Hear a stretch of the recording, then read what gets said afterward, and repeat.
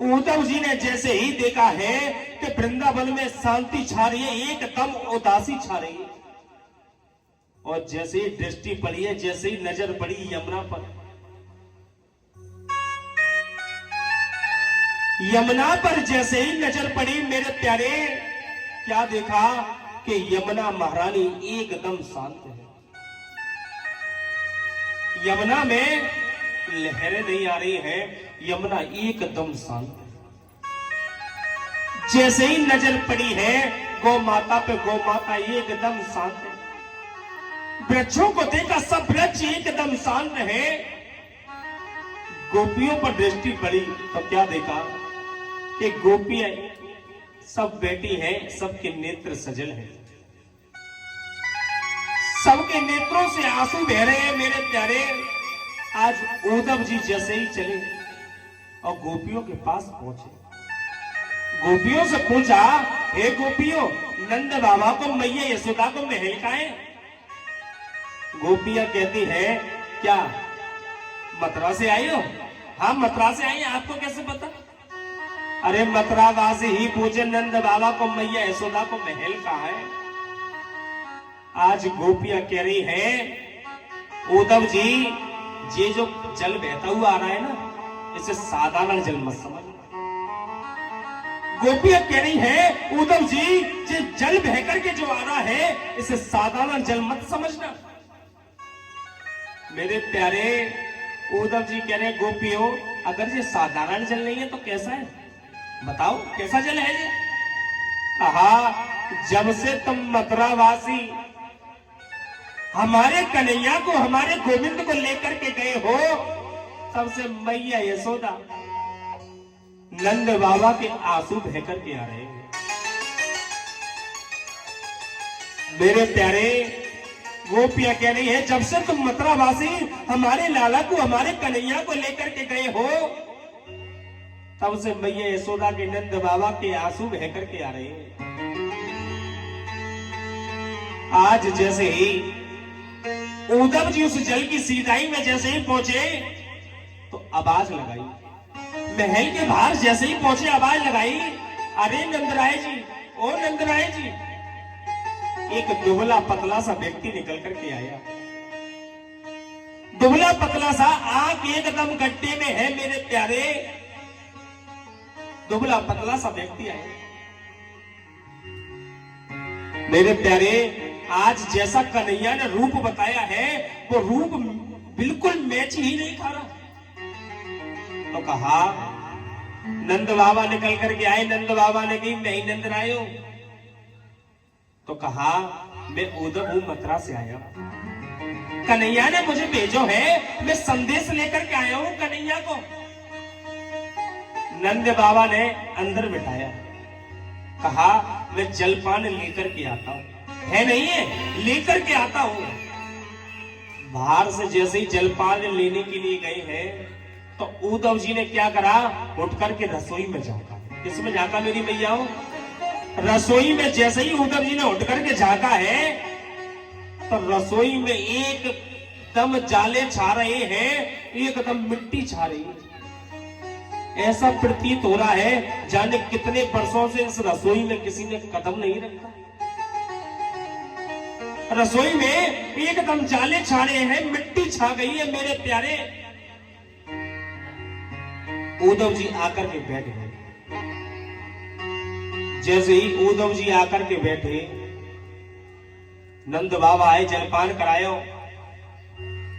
इतनी देर में क्या हुआ, मैया यशोदा के नेत्र खुल गए। मैया यशोदा के जैसे ही नेत्र खुले हैं, मैया यशोदा ने देखो कि मेरा लाला मेरे कन्हैया आ गयो। मैया यशोदा एकदम दौड़ पड़ी, अरे मेरो लाला, अरे मेरो कन्हैया आ गयो, कि मेरो लाला मेरो कन्हैया आ गयो। मैया यशोदा एकदम दौड़ करके आई। नंद बाबा ने रोक दियो, जब तुम्हारो कन्हैया ना आए, जब तुम्हारो लाला ना आए, जो बाबा मित्र है, संदेश लेकर के आया है। आज मेरे प्यारे मैया यशोदा एकदम फूट फूट करके रो रही है। मैया यशोदा के नेत्रों से आंसू बह रहे हैं। मैया यशोदा कहती है, जब मेरा कन्हैया रोता था तो मैं बड़े से बड़ा कार्य करना बंद कर देती थी, बड़े से बड़ा काम करना बंद कर देती थी। आज उसकी मैया इतने बरसों से रो रही है, आज उसकी मैया इतने बरसों से उदास है, परेशान है, तो संदेश भेजा है, स्वयं नहीं आ सका। आज मेरे प्यारे मैया यशोदा रोती रोती मैया यशोदा एकदम मोक्षा को प्राप्त हो। जैसे ही मोक्षा को प्राप्त हुई है मेरे प्यारे, नंद बाबा कह रहे हैं, उद्धव जी, कहा उद्धव जी, जितनी देर इन्हें होश आता है उतनी देर पागलों की तरह जब पूरे ब्रज में घूमती रहती है। जितनी देर इसे होश आता है इन वृक्षों से लटा पटाओं से पूछती है कि तुमने मेरो लाला मेरो कन्हैया देखो। मेरे प्यारे नंद बाबा कह रहे हैं, न रात देखे न दिन देखे, मध्य रात्रि में जाकर के गोपियों का दरवाजा खटखटाती है, हे गोपियों, अगर तुमने मेरो लाला मेरो कन्हैया कहीं देखो है तो ये गोपियों बता दे। नंद बाबा कह रहे हैं, गौ माताओं से पूछती है जाकर के, हे गौ माता, मेरे कन्हैया तो तुम्हें चराने के लिए ले जाया करो, मेरो कन्हैया तुम्हें चराने के लिए लेकर के जाता था।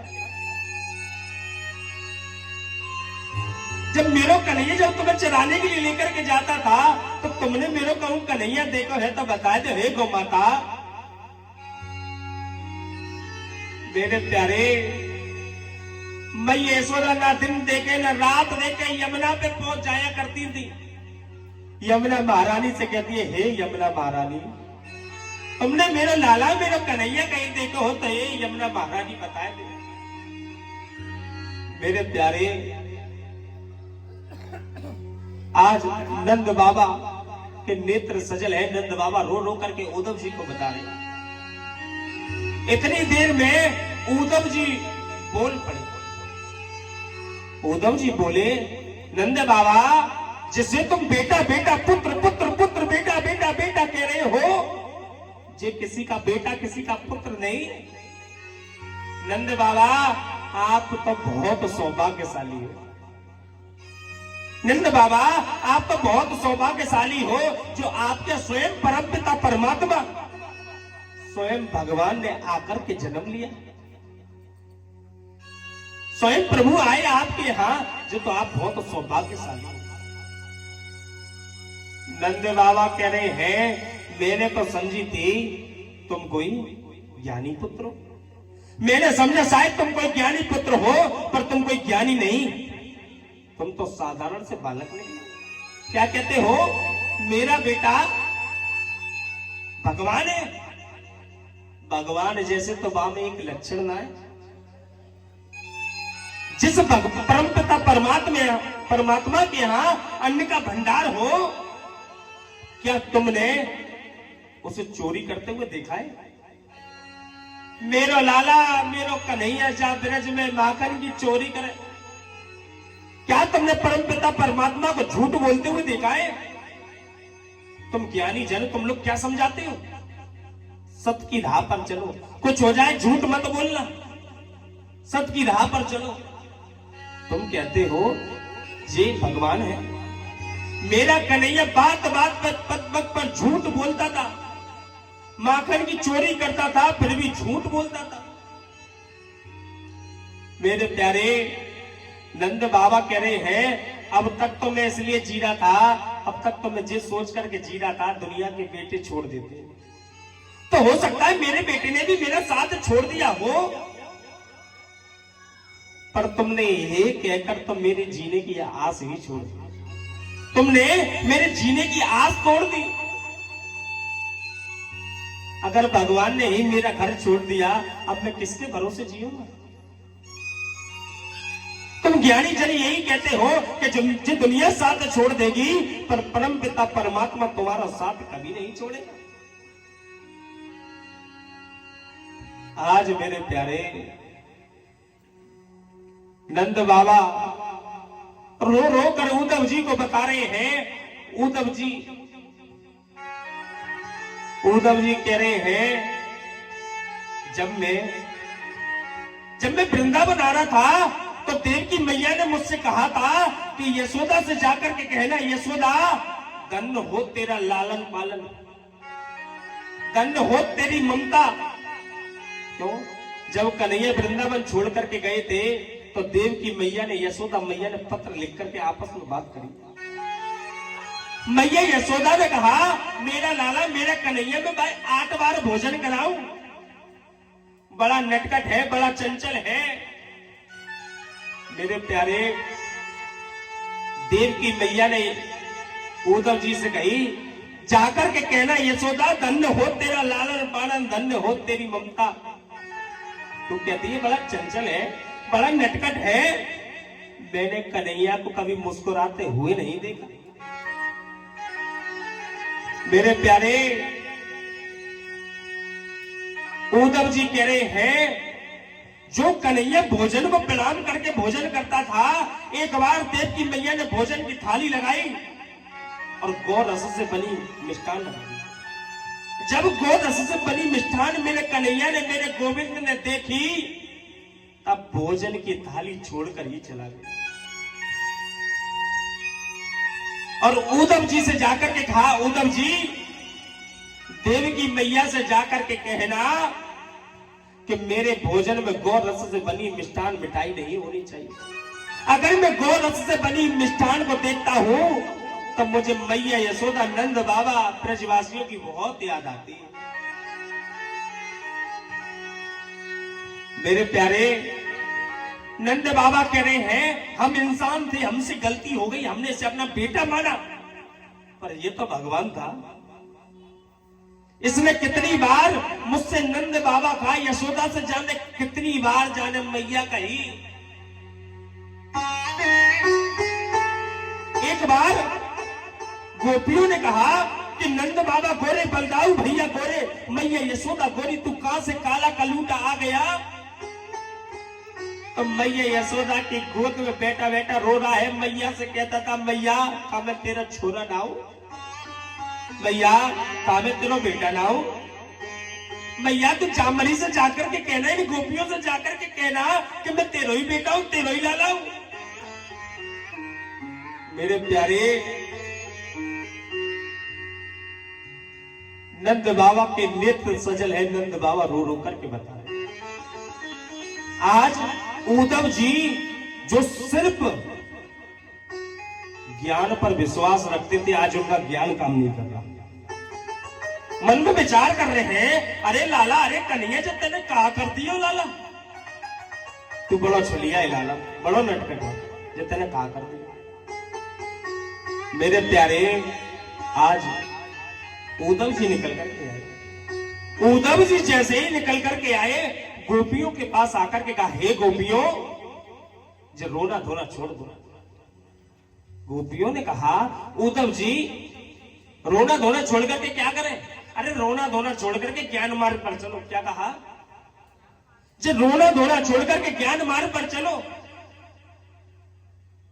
गोपियां कहती है, उद्धव जी ज्ञान मार्ग पर चलने से क्या होगा? उद्धव जी कह रहे हैं, ज्ञान मार्ग पर चलोगे तो स्वर्ग की प्राप्ति होगी। किसकी होगी मेरी मैयाओं? स्वर्ग। मेरे प्यारे गोपियां कहती है, उद्धव जी अगर ठाकुर जी से प्रेम करने की जगह, अगर ठाकुर जी से प्रेम करने की जगह हमें नरक मिलता है तो नरक भोगने को तैयार है। हम नरक भोगने को तैयार है। ऐसा स्वर्ग हमें नहीं चाहिए जिसमें हमारा कन्हैया, हमारा लाला हमसे छूट जाए। ऐसा स्वर्ग हमें नहीं चाहिए। मेरे प्यारे गोपियों के भाव को, गोपियों के प्रेम को कोई वर्णन नहीं कर सकता। ऐसी कोई जिज्ञा नहीं है, ऐसा कोई लिखने वाला नहीं है जो गोपियों के भाव का वर्णन कर दे। गोपियों का जो